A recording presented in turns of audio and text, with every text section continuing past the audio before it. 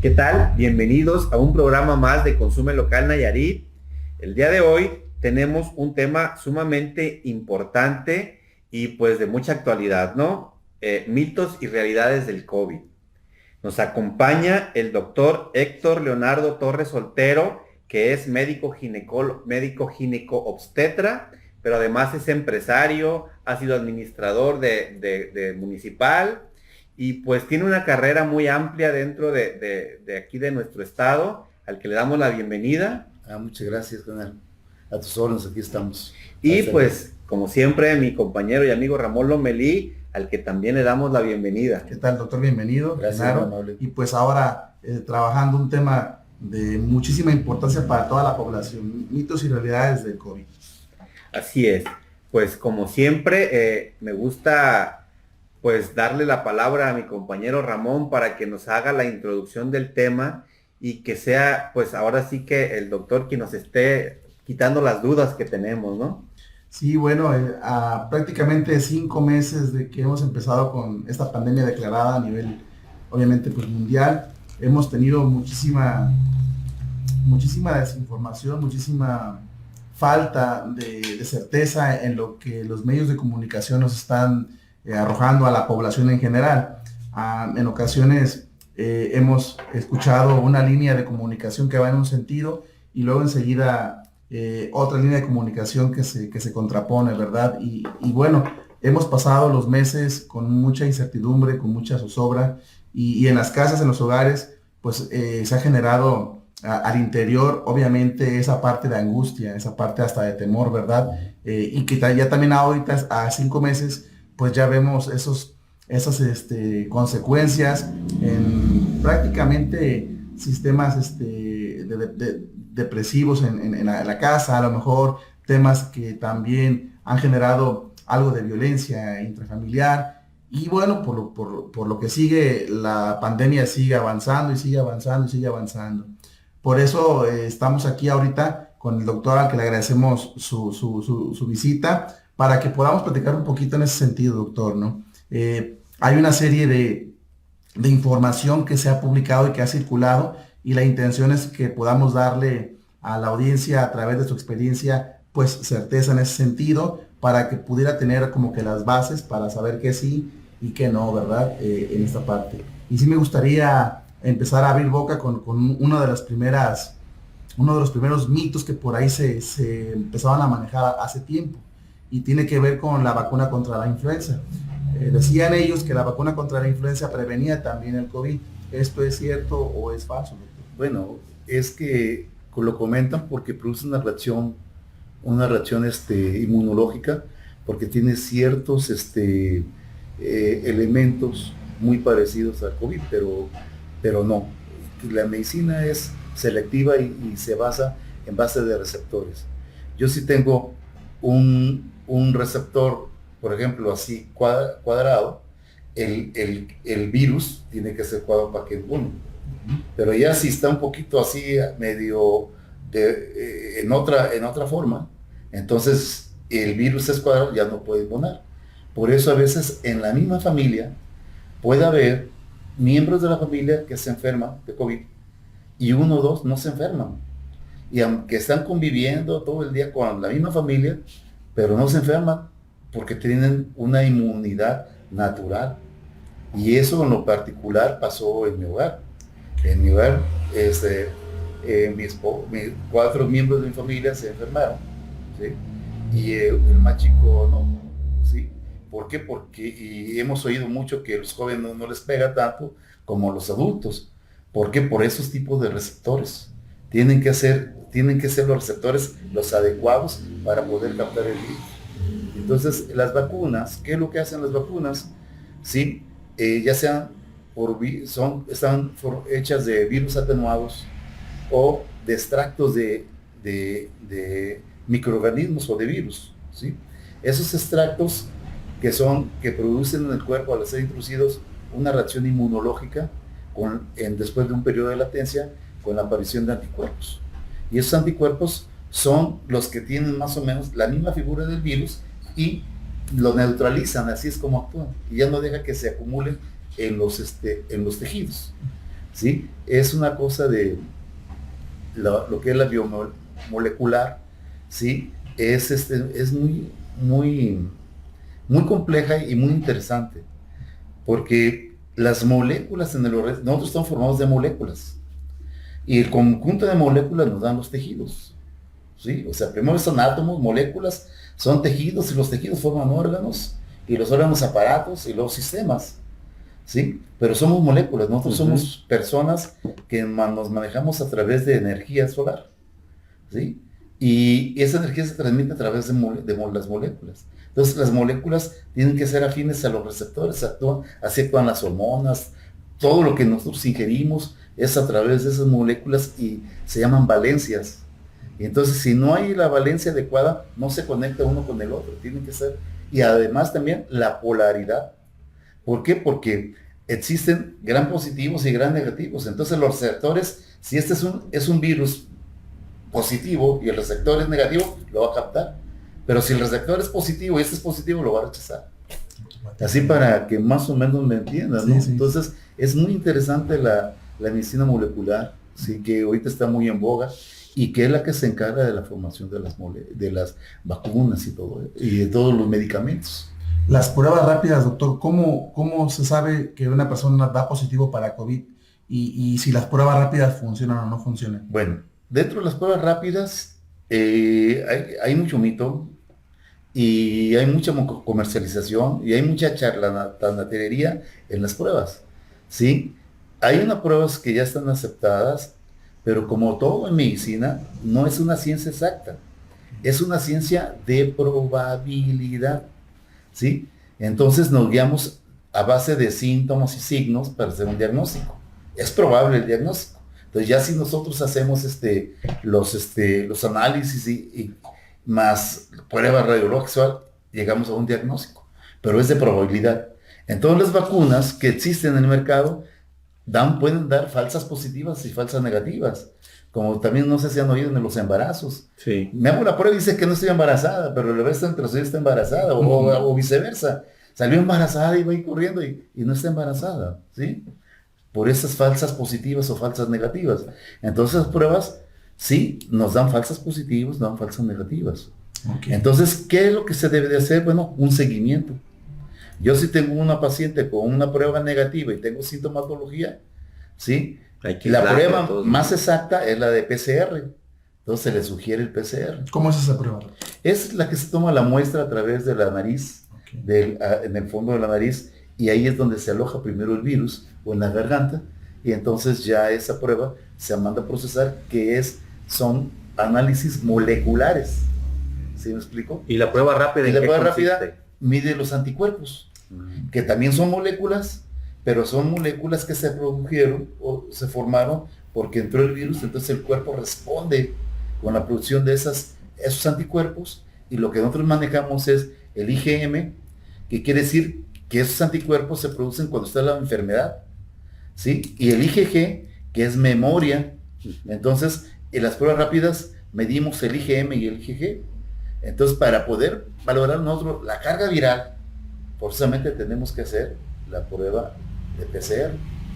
Esa es una prueba rápida, ¿sí? Nosotros, como ser parte de la Asociación de Hospitales de Jalisco, en Jalisco sí se autorizaron, y en México pues no se autoriza. Ya se acuerdan cómo está el subsecretario con el grupo de Jalisco, ¿no? Sí. Entonces, como somos parte de eso, nosotros cuando los implementamos, nosotros lo implementamos, pero no la damos mucho a conocer desde febrero, porque no estaba autorizada por COFEPRIS, ¿sí? Y nomás lo hacíamos para nuestro personal, porque si llega un probable COVID, pues le hacíamos a nuestro personal rápido, para saber si no se había contaminado. ¿Y qué tan exactas son esas pruebas? Por eso lo que digo, hay falsas, puede haber falsos positivos, y falsos negativos, pero tiene una sensibilidad, me parece, del 80%, 20% no. Entonces es normal, porque nosotros nos manejamos a base de probabilidad, ¿sí? Igual, por ejemplo, vuelvo a decir, comparando con las del embarazo. hay falsas positivas y falsos negativos, entonces, porque son pruebas De repente yo he inmunológicas. escuchado, por ejemplo, a los futbolistas, ¿no? Ujú. Que 3 pruebas le dieron negativas, pero sí era positivo. Sí, Quiero suponer que es por eso, es ¿no? por eso. Sí. Entonces se recomienda prácticamente La PCR. la PCR, La ¿verdad? PCR es la reina de las pruebas, ¿no? Ok.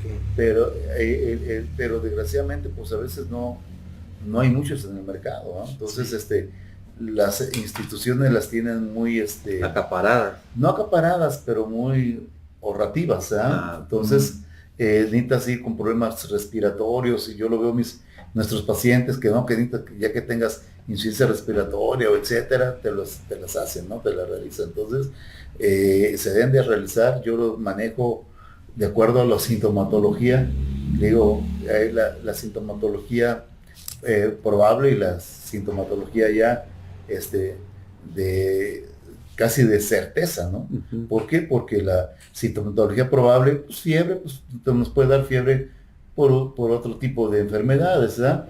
El cansancio, pues te puede dar por otro tipo de enfermedades, ¿sí? El falta del olfato también te puede dar por otros sintomatologías. Yo le llamo signos menores, ¿sí? Pero ya si empieza a haber fatiga, dolor en el pecho, aguas. Claro. Yo siempre les he recomendado, y nosotros ahí en el hospital y en nuestra página recomendamos que en cuanto empieza el paciente con fatiga o dolor en el pecho o tos, acudan inmediatamente a la institución que pertenecen o con el médico de su confianza para evitar la complicación mayor, que es la fibrosis pulmonar. Fatiga, dolor de pecho y todos pudieran ser como los síntomas más marcados. Mayores. Mayores del Y COVID. sí, no está escrito. Yo así lo he clasificado y dentro del hospital así lo tenemos. Signos menores, signos mayores. Sí. Signos menores, la fatiga, el cansancio, la fiebre, ¿sí? El falta de anosmia, que les llaman que no huelo, ¿sí? Okay, pero ya si llegan con tos, Sí. y si llegan con insuficiencia respiratoria o llegan saturando menos del 90%, ese paciente ya se está complicando. Porque finalmente tenemos las famosas enfermedades estacionarias o por temporadas, y en nuestro año calendárico pues prácticamente pues podemos enfermar todas las personas de algo, ¿no? Y ha pasado en estos 5 meses un fenómeno, yo creo que hasta normal por todo el bombardeo de información que hemos tenido. Pasa de que un dolor de cabeza, pasa de que una temperatura se vuelve focos rojos, ¿verdad? Claro. Se vuelven focos rojos para las personas que... Una tos, sí. foco rojo. Entonces, yo el lunes intervenir una pacientita y llegó con tos. Y le dije, espérate, una prueba rápida, positiva, ¿sabes qué? Lo sentimos mucho, tienes que ir a una institución, ¿sí? ¿Y por qué? Porque el riesgo que nos conlleva a los demás pacientes que están hospitalizados, al personal, los procesos de fumigación o que tenemos, satinización que tenemos o esterilización, entonces suben mucho los costos. Entonces, y aparte deja el costo que se contamine a otros pacientes, es mayor. La prueba rápida, doctor, da como resultado un sospechoso A o una persona que ya porta el virus. Sí, de que ya lo porta. Okay. Sí, o sea, te dice, esa persona ya tuvo COVID, el cuerpo respondió con anticuerpos contra ese virus, y por eso si tenemos los IgM elevados, está activa la enfermedad. Si está exclusivamente del puro IgG, es que ya pasó la enfermedad. Es memoria, ¿sí? Pero si está el M presente, ahí sí, no hay vuelta de hoja. Tienes el virus en ese momento. Y es mentira que dura 14 días, ¿eh? ¿Por qué? Porque hemos tenido pacientes que duran hasta 7 semanas con alta carga viral. Sí. Y entonces, ¿qué pasa? Se convierten en contaminantes para otras personas, ¿sí? Entonces, eso es lo que hay que tener cuidado. Es mentira, yo digo, no son, pero 2 semanas, 14 días no. No son menos que eso. No son menos que eso, sino más. Sí, hemos tenido pacientes hasta de 6-7 semanas positivos. Y después de las 9 semanas, ya no hay ninguno de los 2 anticuerpos. Es más peligroso eso también eso. ¿Por qué? Porque después de 9 semanas ya no hay el IgM ni el IgG. ¿sí? ¿Qué quiere decir? Que no te dejó inmunidad duradera, fue nomás transitoria. Entonces, ¿qué va a pasar? Que dice, a mí ya me pegó COVID, ya no me cuido. No, aguas, te vuelves a enfermar. Ya hay casos del primer médico que tuvo COVID, murió de COVID, ¿sí? Porque a mí ya no me va a pegar, no, también, le volvió a pegar y se fue. ¿Sí? En Chihuahua fue ese caso. Entonces, este virus no genera inmunidad. No genera inmunidad. A diferencia de muchos duradera. otros. Pues otro como el de la viruela, el de la polio, que es inmunidad duradera, y esta es inmunidad transitoria. Estamos hablando de que COVID es como un virus inteligente, se pudiera decir. Podemos decir que sí. Muta constantemente. Nosotros al principio pensábamos que era un arma sacada para exterminio, ¿no? Fuera broma, ¿no? Sí. ¿Por qué? Porque no tiene helado, ¿no? O sea, a diferencia de otro virus, no sabes en dónde está, es un enemigo secreto. Por eso las autoridades están insistiendo mucho en cubrebocas y lávate las manos y sana distancia. Porque no sabemos en dónde está. ¿Sí? Y puedo decir, nosotros en nuestro hospital, de febrero a la fecha se nos ha contaminado una sola enfermera dentro del hospital, y es lo que yo te comentaba. ¿Qué hospital es, doctor? El San Rafael, la clínica San Rafael en Ciudad del Valle. Okay. Y yo te comentaba que nos llegó un niño con parálisis cerebral infantil, con un desequilibrio hidroelectrolítico, o sea, diarrea y vómito, y pues diarrea y vómitos. Estaba parálisis cerebral infantil en su casa, pues, está en su casa, no anda en la calle. Entonces llega y el pediatra dice, un desequilibrio electrolítico, adelante. Se hospitaliza y pues la enfermedad no iba como normalmente nosotros vemos cómo se comporta un desequilibrio electrolítico. Entonces hicimos el PCR y salió positivo. No, hombre, para pronto. A cerrar esa área del hospital, fumigarla y esterilizarla entonces el personal trae cubrebocas N95, y se lavan las manos y todo, pero cualquier descuido te puede contaminar. Entonces, para nosotros decir, de 162 empleados, de febrero a la fecha, una sola persona, pues no es muy significativa, no, como ha sucedido en otras instituciones públicas o privadas, en las cuales ha habido mucha mortalidad en ese caso. Sí, de hecho, veíamos hace rato que el índice más alto de contaminación se da dentro del sector salud, ¿verdad? Dentro del sector salud y en México, por eso les echó encima la comunidad internacional. Amigo, ¿qué estás haciendo? ¿No le estás mandando a tus soldados sin fusil a la guerra? Pues, ¿qué pasa? ¿Qué sucede? ¿No? Sí, de hecho, yo me ha tocado ver muchas manifestaciones de doctores, enfermeras, en diferentes estados, porque no les dan el equipo necesario para que puedan entrar ellos a cubrir sus labores, ¿verdad? Claro. Es que aparte que es un enemigo invisible, es una enfermedad muy costosa. Sí. Costosa, ¿sí? Entonces dices que te lleva a costar, pues no sé, o sea, en caso personal de familia hasta 223,000 pesos. 223,000 pesos si tú das positivo para COVID. Y nunca estuvimos hospitalizados, ¿sí? O sea, en casa nomás. Entonces dices, es una enfermedad cara. Y ya si lo metes a un hospital, es caro tanto para la institución pública como es caro para la institución privada. La diferencia que en la privada pues tienes que pagar porque todos los insumos son muy caros. Claro. ¿Sí? Y en cambio, en la institución pública, bueno, pues son parte de nuestros impuestos, pero no deja de ser cara la atención. ¿Sí? Ahora muchos compañeros míos me dicen, ahora me toca un área COVID, mejor pago a otro médico que vaya porque yo no voy, ¿verdad?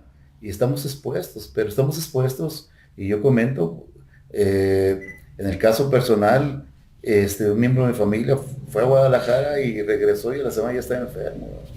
Entonces dices, híjole, ¿qué pasa? Y luego al día siguiente el otro, al que vino de Guadalajara, y luego después otro miembro, luego otro, y dijimos, no, pues hasta aquí. Y es lo que tú comentabas, ¿no? Que que se vuelve también una enfermedad social, severa. Sí. ¿Por qué social? Más divorcios, ¿sí? Más violencia intrafamiliar, trastornos sociales, emocionales dentro de la familia. Yo lo viví y pues a los chavos a querer salir y que no, espérate, cálmate. Entonces, yo digo que fui muy audaz en la familia, para mantener la familia integrada, unida, que no se pelearan, que no hubiera discusiones, porque hay agresividad a veces, ¿sí? Irritación. Entonces, no pasó en mi familia eso, honestamente les digo, Qué bueno. pero el primer día, el segundo día que ya estuvimos ya todos confinados, Ajá. lo primero que hice, pasarle la película de Ana Frank. El diario de Ana El Frank. diario de Ana Frank, que la primera que se filmó en 1953, en la cual en un cuartito así pequeñísimo vivían dos familias y aparte después un dentista más, ¿verdad? Una familia con dos hijas, otra familia con un hijo y otra, y el dentista, ¿no? Y que no tenían que hacer ruido. Antes de las 8 de la mañana podían hacer todo. Después de las 8, ningún ruido. Y después de las 5 podían hacer ruido. Porque abajo era una fábrica. Entonces, pues se aguantaban las ganas de hacer sus necesidades. No cocinaban, estaban nomás estáticos. Y en un cuartito así. Entonces le digo, hijo, Como cerillo. si Ana Fran vivió, y aparte con el temor de que si la descubrían le iban a matar. Y a última hora los mataron. Se salvó nomás el papá. Pero de todos los que estaban ahí.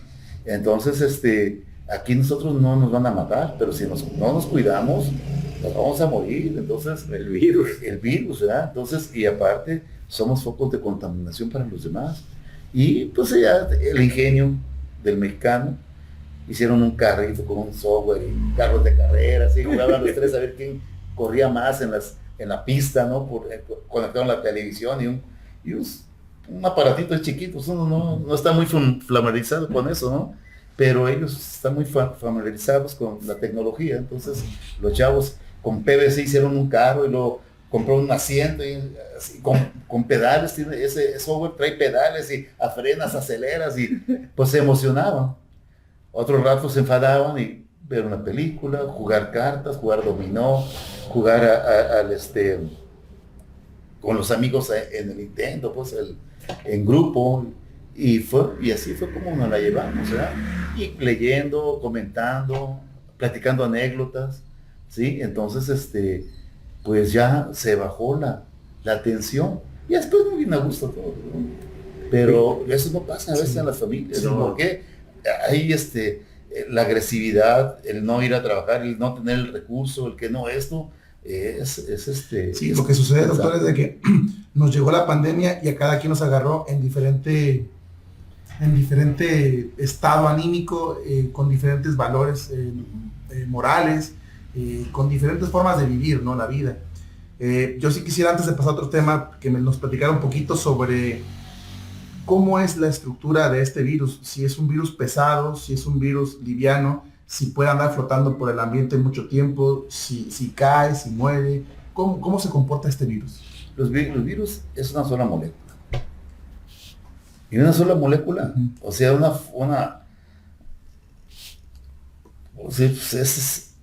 puede estar compuesto de RNA o de DNA, los virus, ¿sí? Y como tales, sí, no son muy sensibles, ¿sí? Dependiendo de cada uno, pues, pero en el caso del COVID, pues, que tengo entendido, no muy sensible ni al sol. Entonces, lo que se recomienda, lávate las manos. ¿Por qué? Porque el aire es un fomite, la ropa es otro fomite. Se llama fomite porque es un ser inanimado que puede transportarlo de un lugar a otro. ¿Sí? Por eso se llama fomite. Y el vector es cuando es un animalito que te transporta una enfermedad. Sí, un perro, un gato, sí, un perro, gato, un zancudo, son vectores, estos se llaman fomites. Entonces, puede estar en cualquier parte, te estornuda en el pelo, te lo tocas y luego te agarras los ojos, te contaminaste. Por eso dice mucho, cubrebocas, sana distancia y lávate las manos. Es lo más elemental. Otro de los mitos decía es justamente lo que acaba de mencionar, si es transmitido por perros, por gatos. Se ha comprobado que no, es lo malo. Hasta ahorita, ¿verdad? Por eso creemos que es un virus de laboratorio. Y de veras porque nos agarró desprevenidos a todos, y a los países también. ¿Cuándo se iba a imaginar y el impacto social y político que iba a tener en cada país? Sí. Vemos a Alemania, va a bajar su PIB del menos 10%. Entonces, y México dicen que el 12%, ¿no? Pues sí, con la situación de por sí que no iba a crecer mucho, por eso te digo que este virus vino a cambiarnos a nosotros la manera de vivir. Sí, totalmente. Y si es de laboratorio, doctor, este virus como se sospecha, ¿no? A mí no me consta ni nada. No, no solamente que se sospeche, no. Creo que es un secreto a voces, ¿no? Que está proliferando. Si fuera un virus de laboratorio, ¿pudiera considerarse entonces como un arma? Arma biológica. Un arma biológica. Sí, pues ve la película Pandemia. Yo ni la he visto, porque ya con la que estamos viviendo es real, que ¿no? es suficiente. Es real, ¿no? Pero fíjese, es curioso que platicábamos hace rato. Ataca a las personas más vulnerables, ¿no? Sí. Gente con diabetes, hipertensión, que tienen algún problema renal, o sea, por eso yo preguntaba que si era un virus inteligente, porque se va por donde encuentra una debilidad dentro del cuerpo humano, por ahí te ataca y hace que colapse, ¿verdad? Lo que pasa es que tu cuerpo está propicio a... Uh-huh. Mira, nosotros fuimos 4 miembros del cuerpo. Comemos lo mismo, hacemos ejercicio todos, tenemos una rutina similar todos, ¿verdad? Uh-huh. Se hace mucho ejercicio y unas dietas balanceadas. No es de comer muchas frituras ni comer mucho de esos. Es de comer verduras, frutas y carne o pez, ¿verdad? Entonces, de los 4, solamente una persona se puso más grave. Ajá. Y los demás no, como si nada. Yo en lo personal, mucha flojera. Muchísima flojera. Fue lo único que tuve. Ni tuve fiebre, ni tuve tos, ni tuve ningún problema. Mucha flojera. En el mes de mayo nosotros lo tuvimos. Entonces, y los demás miembros, pues sí, que anosmia, de que no sentían el sabor de los alimentos, fiebre, mucha flojera, sí, pero no hubo tos más que en un solo miembro, ¿verdad? Entonces, eso te decíamos al principio también, y uno no le pasó nada absolutamente, ¿no? Uh-huh. Entonces, va a depender ya tu inmunidad natural.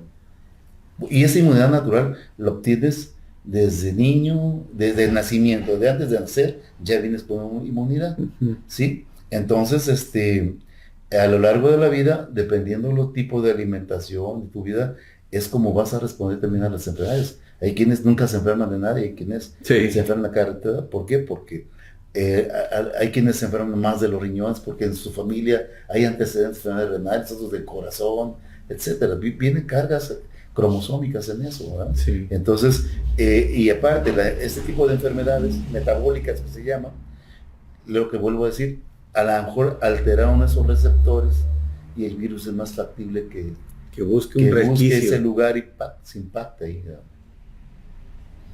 Interesante, ¿no? Le digo eso así para que entienda, el público gente, lo entienda, sí. ¿Verdad? Y con esos tipos de ejemplos burdos, sí. Para que la gente tenga más... Sí, que pueda entender de lo que estamos hablando, porque creo que se nos ha bombardeado de información falsa, ¿no? Dentro de todo lo que vemos todos los días.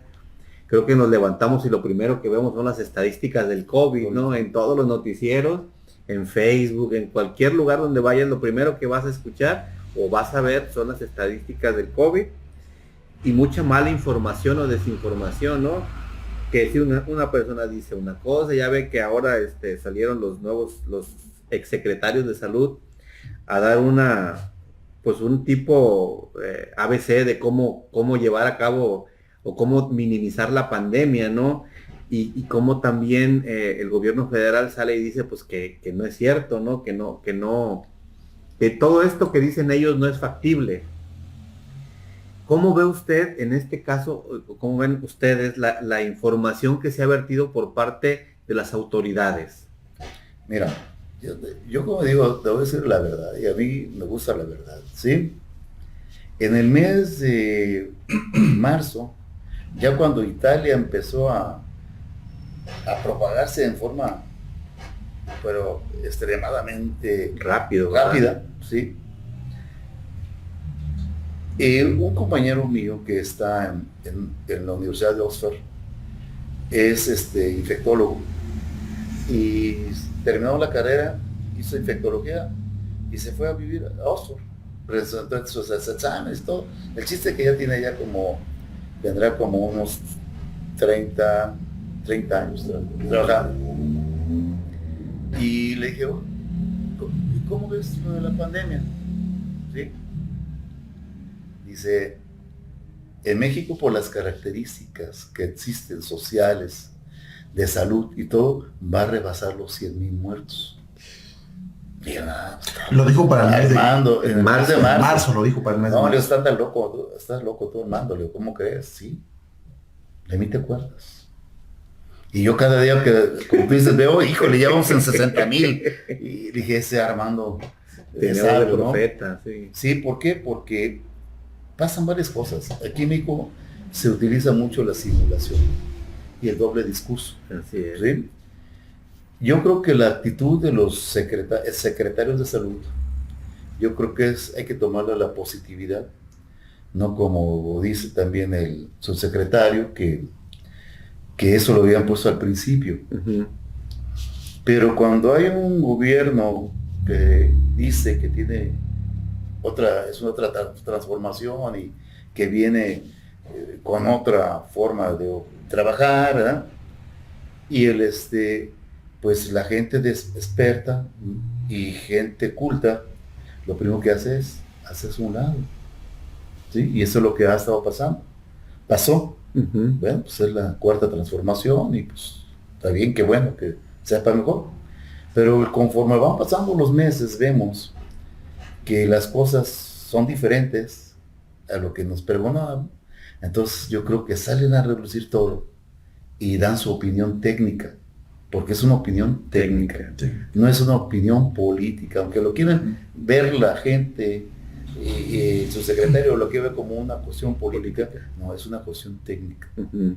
¿Por qué lo digo así? Porque yo soy egresado de la OPS-OMS, y la OPS-OMS es la que rige la salud mundial, Organización Mundial de la Salud, Organización Panamericana de la Salud. Uh-huh. Entonces, ellos te dan, los secretarios me consta, que tuvieron mucha intervención, las OPS y la OMS, dentro de sus administraciones públicas, dentro de sus gestiones en el área de la salud.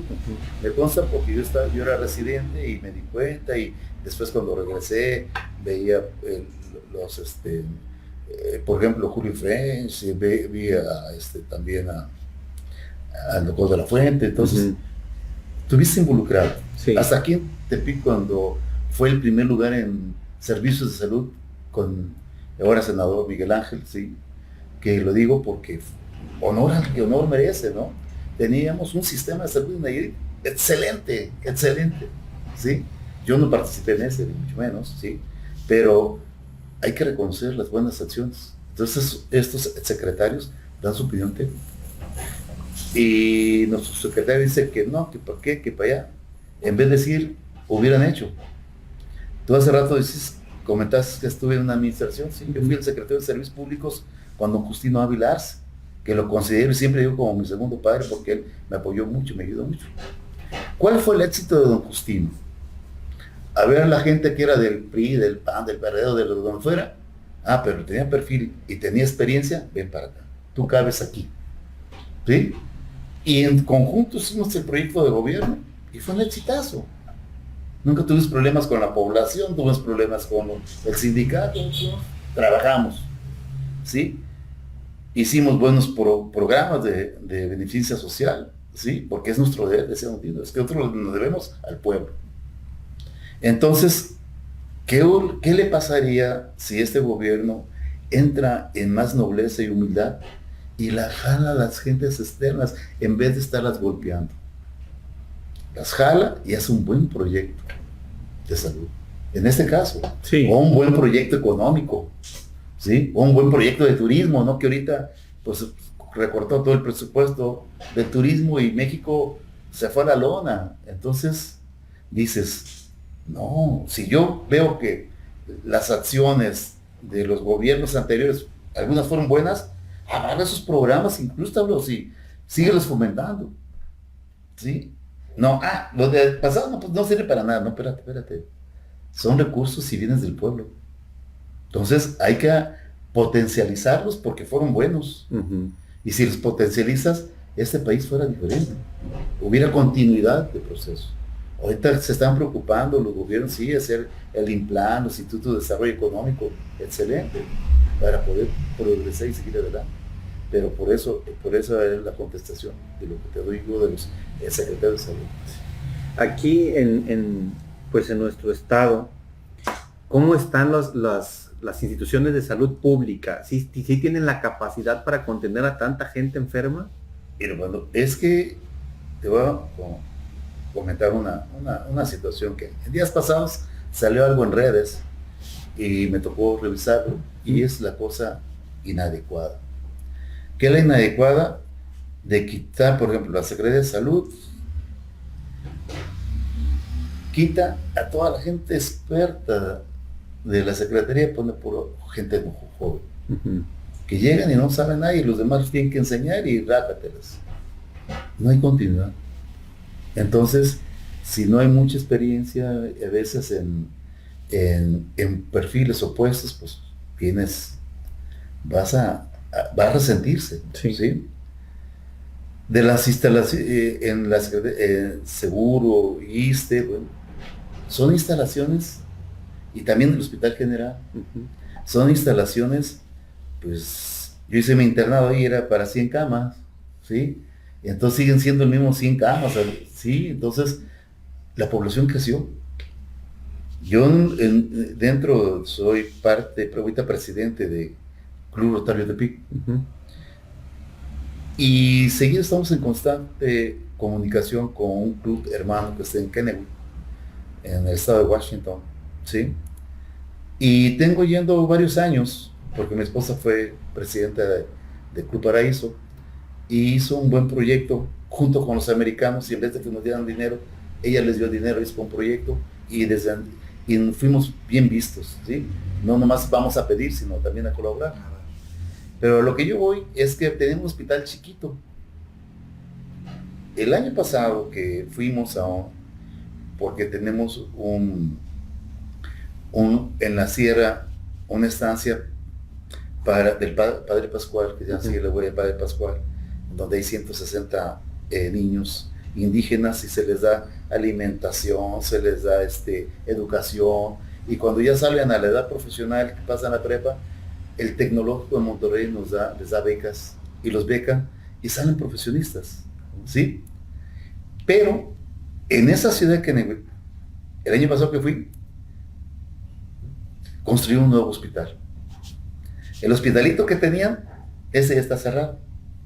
Pero lo más interesante es que ese hospital lo hizo el gobierno, no, lo hicimos toda la comunidad. Son 3 ciudades juntas.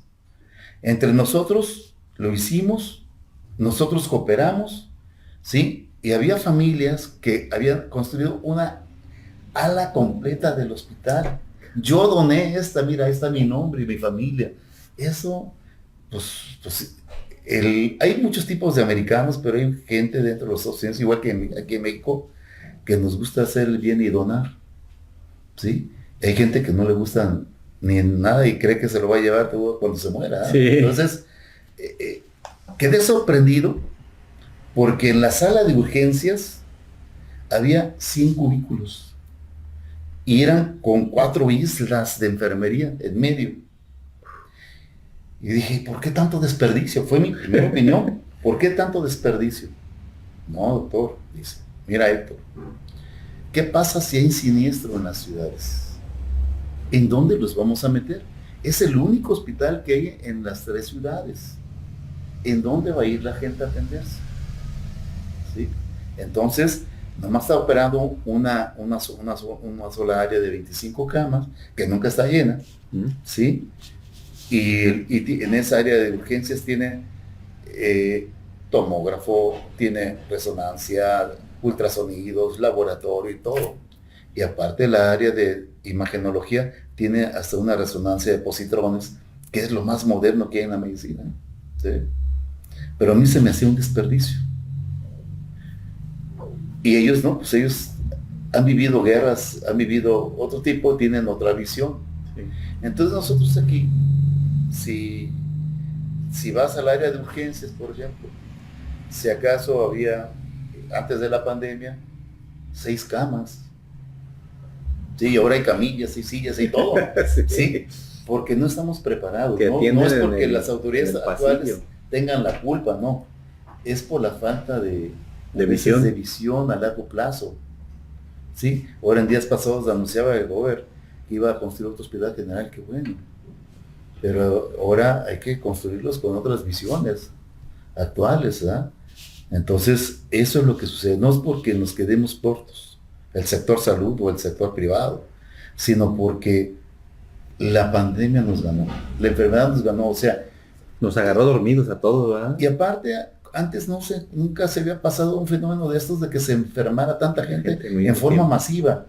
Y lo peor de todo, es lo que comento, es que la gente no admite que tiene COVID.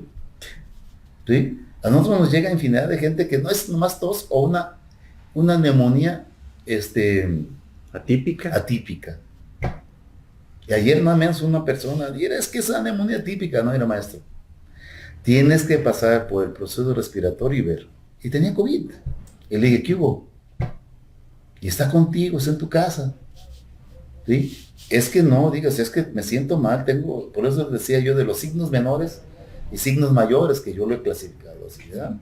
Entonces, si ya empiezo con signos menores, acudo con el médico. ¿Para qué espero tener los signos mayores?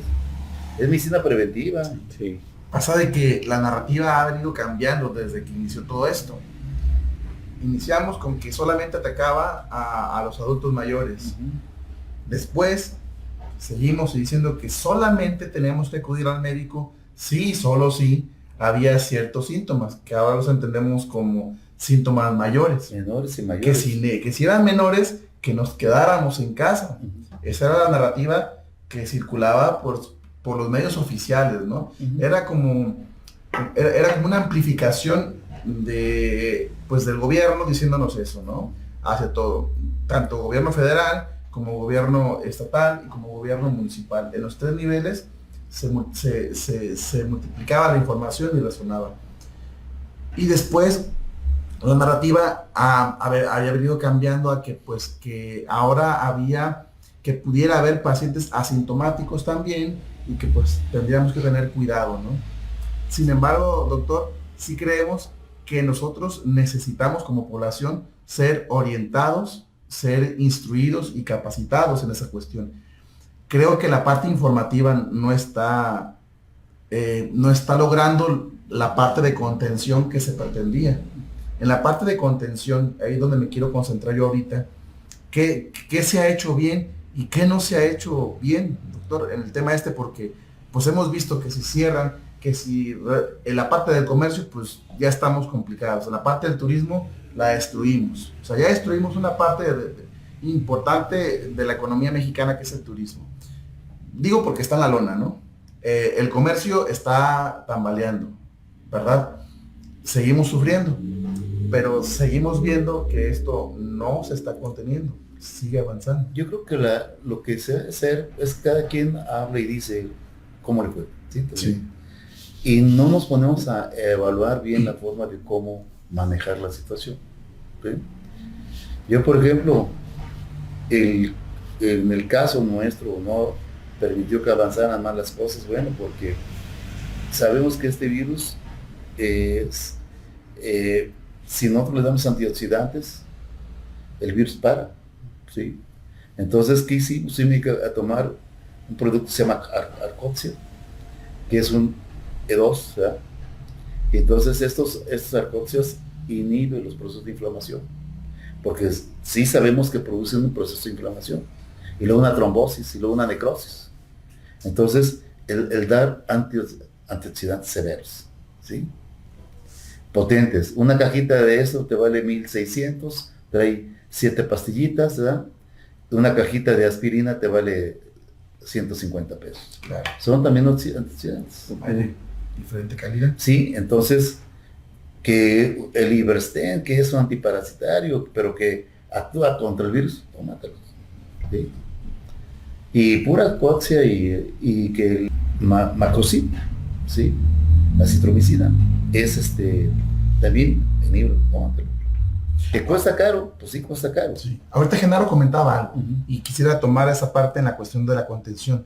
Decía Genaro, y bueno, ahí están los números que no mienten, que la parte de población más infectada ha sido la parte del sector salud.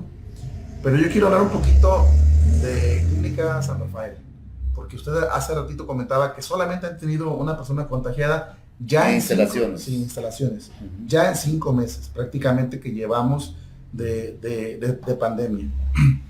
Entonces, a diferencia de otros hospitales públicos o privados en el país, ¿qué sí se ha hecho bien ahí? ¿Qué sí se puede tomar como ejemplo, verdad? Replicar, que nos pueda comentar, porque muchos nos pueden estar ahorita escuchando y viendo, para que de alguna manera puedan implementarlo dentro de sus protocolos.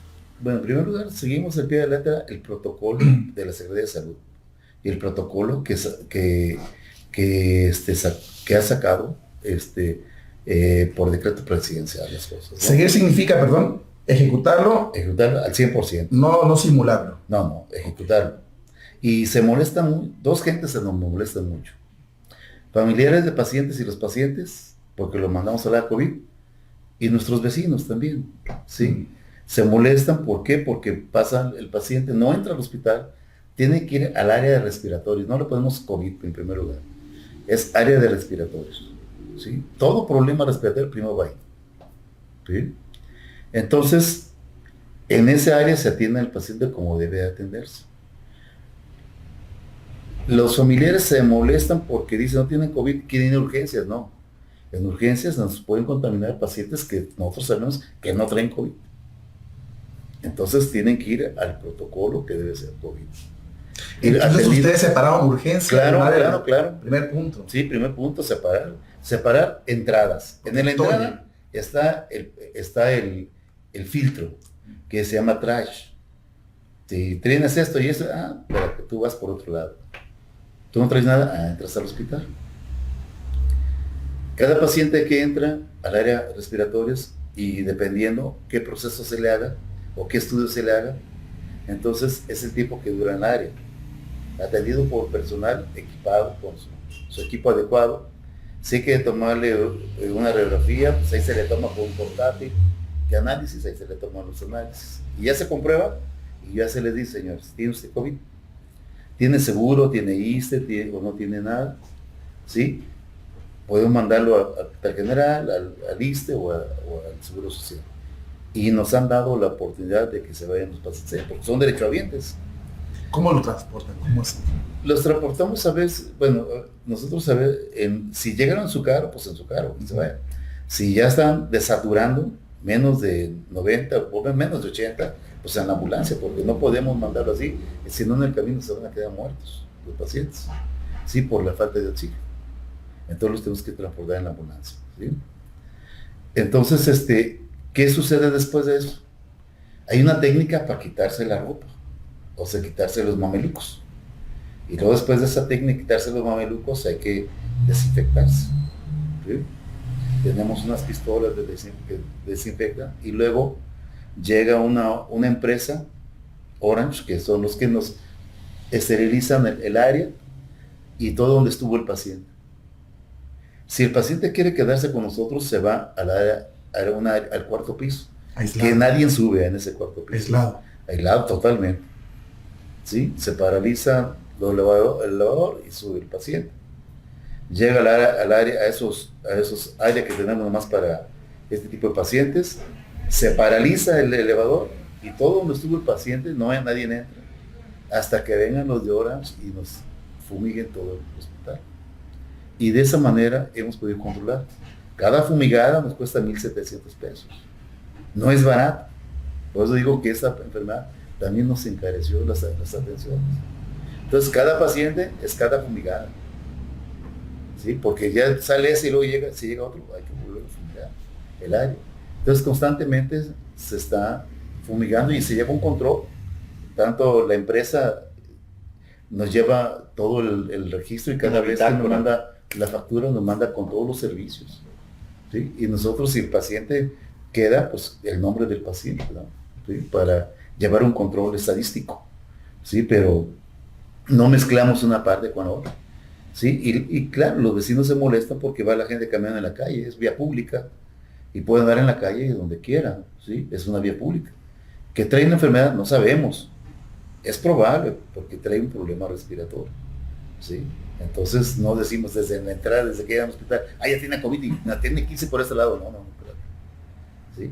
Pero sí es por eso, por ese control tan estricto.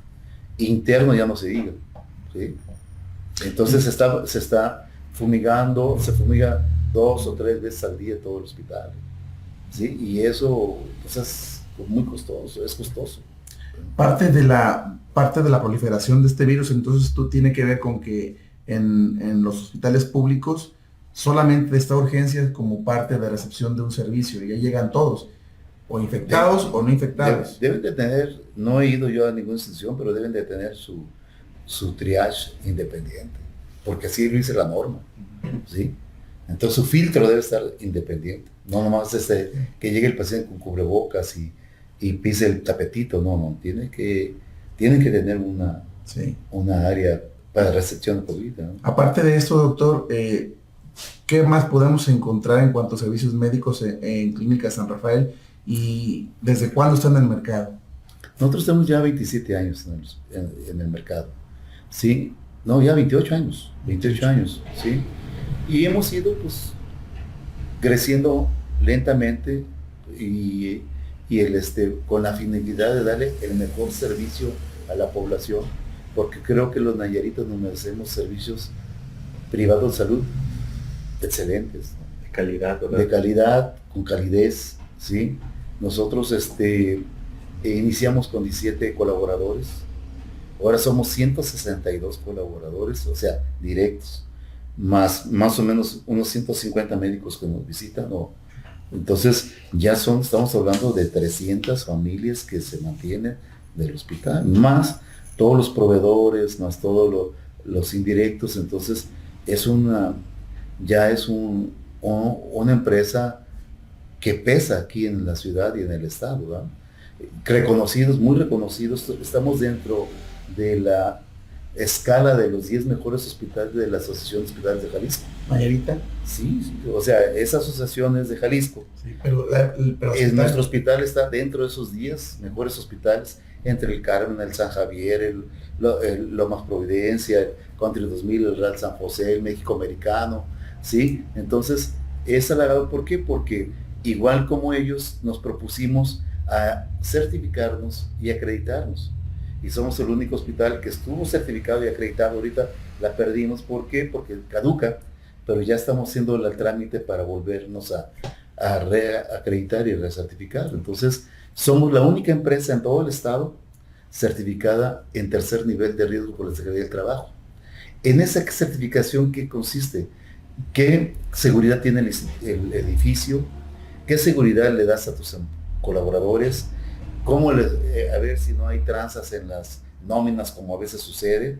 ¿Sí? Entonces, ¿qué prestaciones le das? Y de entrada, yo digo que es bien aceptado porque nosotros somos la empresa que más pagamos a los colaboradores dentro del sector salud. Y dentro de muchas empresas, ¿por qué? Porque les damos un mes de aguinaldo. Ninguna da un mes de aguinaldo. Una enfermera por nosotros gana arriba de 12,000 pesos. En los demás hospitales, el que más les paga son 6,400, casi la mitad al mes. Y son licenciadas. Estudiaron preparatorio, estudiaron en una universidad, una carrera universitaria. Entonces, merecen tener un sueldo digno, ¿verdad? No, y que también somos una escuela semillera de prospectos. ¿Por qué? Porque la gente que entra tiene que capacitarse y estar capacitada, ¿sí? Y estar en constante capacitación. Y ahora que el Seguro Social abrió su bolsa de trabajo, se nos fueron de 42, 28 enfermeras. Imagínate, nomás que se dio de repente, más de la mitad. Se te van 28 que tú las capacitaste, las mandamos a Guadalajara o a veces a México o a lugares donde tienen que ir, ¿ciertos? Para que se capaciten y den el mejor servicio aquí. Hacemos mucho breast marketing con los hospitales de Guadalajara, mando a ciertos hospitales para que vean cómo funciona y cómo es la atención y que regresen, como decía el general Zarato. Sí, yo tuve la experiencia aquí en Guadalajara y en México y veo que el hospital que es público, excelente servicio en México, ¿eh? Un poquito mejor en Guadalajara y aquí dice, pues no le fue muy bien, ¿no? Ya sufrimos. Entonces es eso, la constante capacitación. Yo a veces la gente, ay, otra vez otro curso, ay, otra vez. Entonces, dentro de nuestros reglamento puse, aquel que no vaya a la capacitación pierde su bonificación. 6 meses. Que el estímulo del cumpleaños, que el estímulo por llegar temprano, ¿sí? Y los pierde 6 meses, no, pues en la torre, porque el estímulo son 10% del salario del que gana el mes. Siempre. Entonces siempre, de una que gana 12,000 pesos, dije 10%, 1,200 voy a perder al mes por 6 meses por no ir a un curso de capacitación. Pues que aparte te sirve, ¿no? Que te sirve. Y como ahora que se fueron las 28, sí, las cité y algunas no fueron porque creí que las iban a ganar. Sí, porque te dicen un día para otro. Nosotros tenemos en estatutos que tienen que comentarnos un mes con anticipación para buscar personal.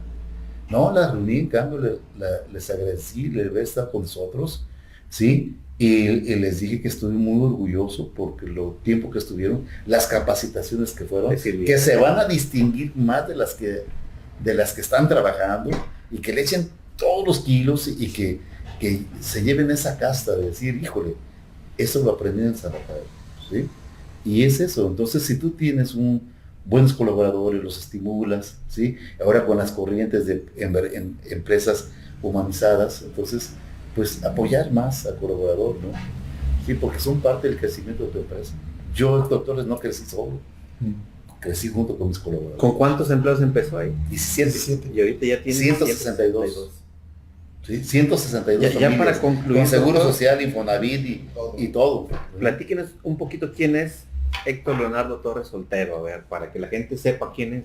Yo, bueno, pues soy un ciudadano más de aquí de Tepic. Provengo de una familia muy conservadora, con un patriarcado muy estricto.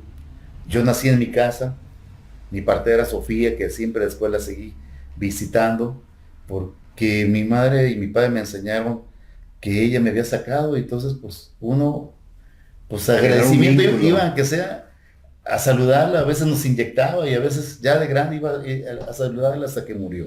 Vivía por esta misma calle y la doctora Martínez, ¿sí?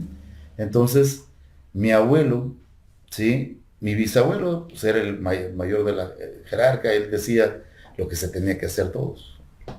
Mi abuelo hacía lo que decía mi bisabuelo, y mi padre, pues lo que decía su padre.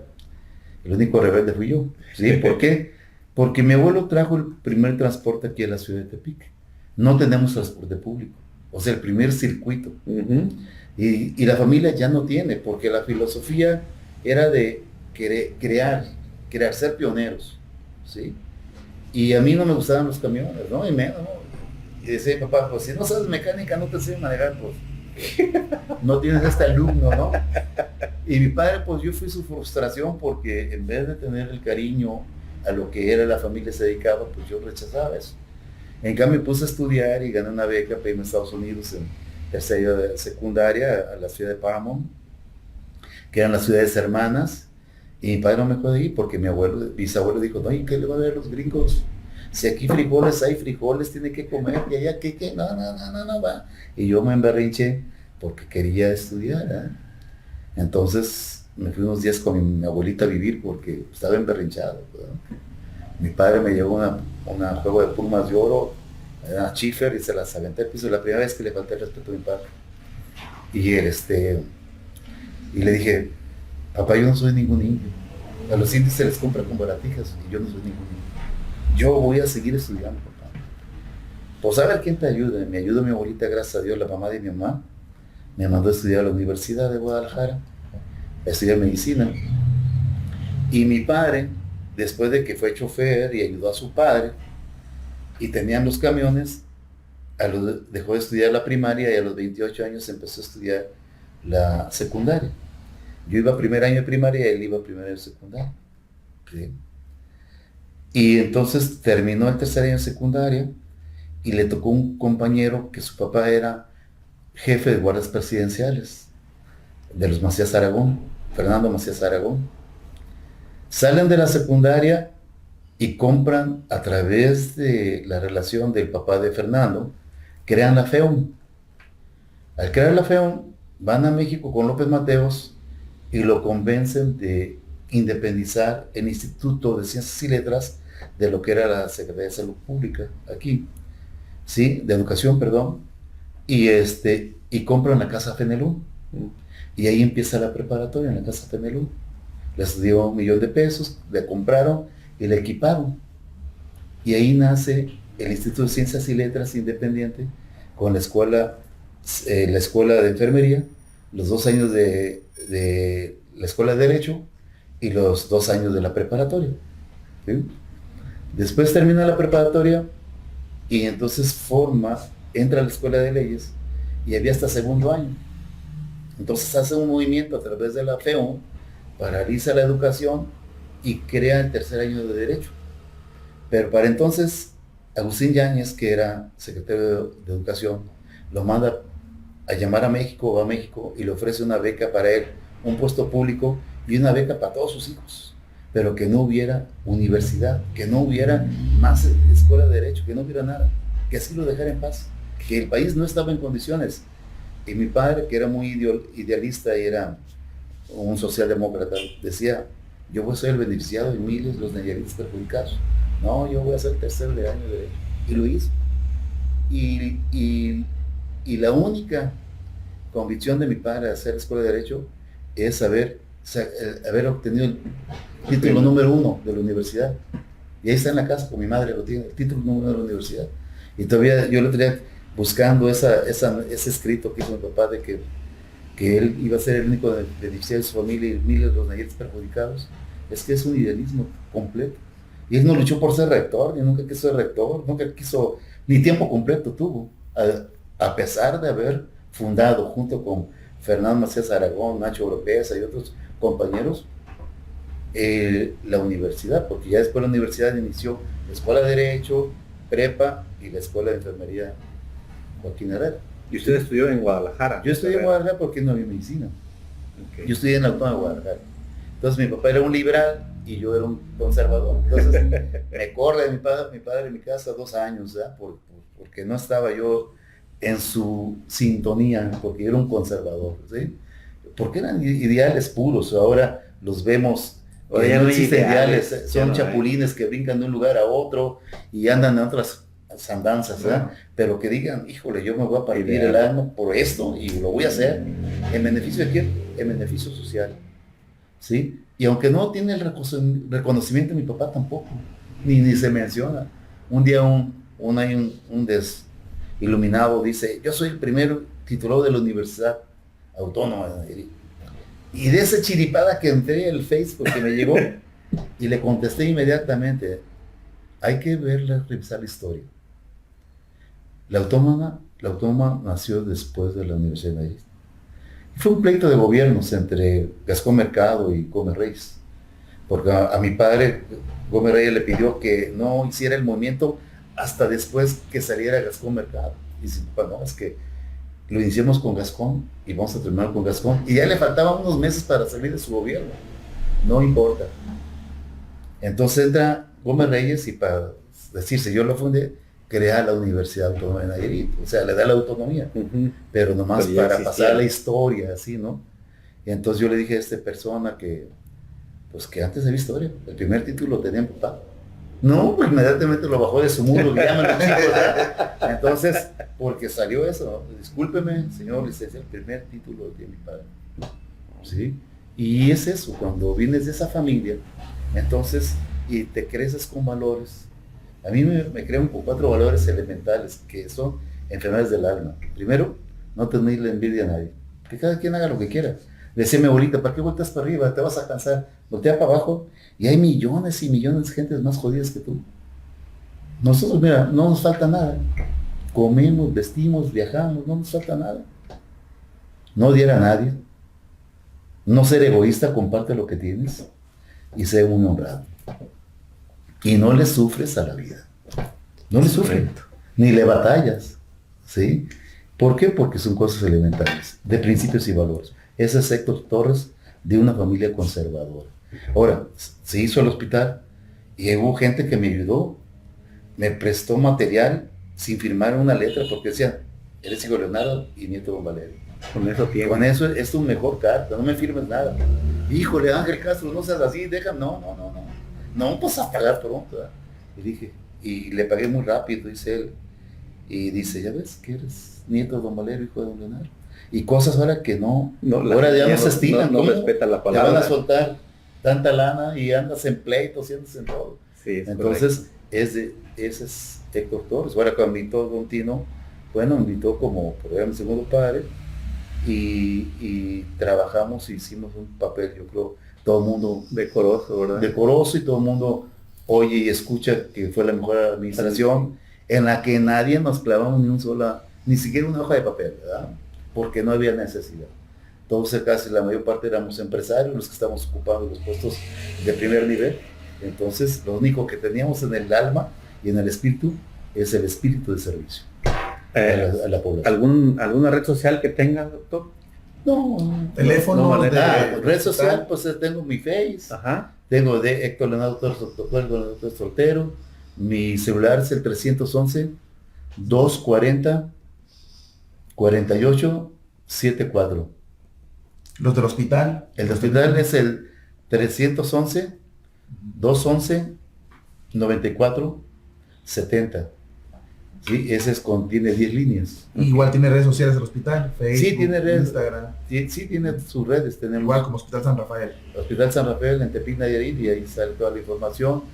Constantemente estamos dando cápsulas informativas de orientación a la población, porque también lo dice los estándares. Un hospital certificado tienes que estar dando. Por eso ahora que había mitotillos ahí en la colonia, en Ciudad del Valle, ni les tomamos aprecio porque pues fueron, y les agradecemos mucho a esas personas porque fueron todas las instancias a las que fueron, ¿sí? Y nos revisaron de cabo a rabo. Y se dieron. Y estamos dentro de las normativas, no tenemos observaciones, no tenemos nada, ¿sí? Entonces, ¿por qué? Por ser un hospital acreditado y certificado. ¿Por qué? Porque nosotros iniciamos el hospital cuando no había ni casas en todo Ciudad del Valle, ¿verdad? Entonces llegamos primero y sabían que era un hospital. Claro. Hemos crecido, bueno, es que la población lo necesita. Ahora sí, ya estamos viendo si en un futuro, yo ya no, pero mis hijos, un terreno y que sigan creciendo en otro lado, sí. Pero en otro sitio, pero ahorita ya no, ya las cosas, ya dije, ya repasé una edad en la que dices, ya, espérate. Quiero estabilidad, ¿verdad? Ya no, cálmate, ¿verdad? Bueno, pues le agradecemos mucho el que haya estado aquí con nosotros y pues invitamos a la gente, ¿no? Para que nos siga en nuestras redes sociales, que es Consume Local Nayarit, que por ahí nos vamos a estar viendo los viernes a las 9 de la noche, que le den like, que también busquen por aquí al doctor para cualquier duda que tengan, ¿verdad? Cualquier orientación, con todo gusto. No pues, cobramos por orientaciones ni nada, ¿verdad? Pero y sí sería interesante que si hay gente o personas o ciudadanos que tienen dudas sobre esta enfermedad o otras, estamos a su mejor disposición. Muchísimas gracias, Ramón. Agradecerle, fuimos ahora muy bendecidos por la cuestión de la presencia del doctor y agradecerles a todos.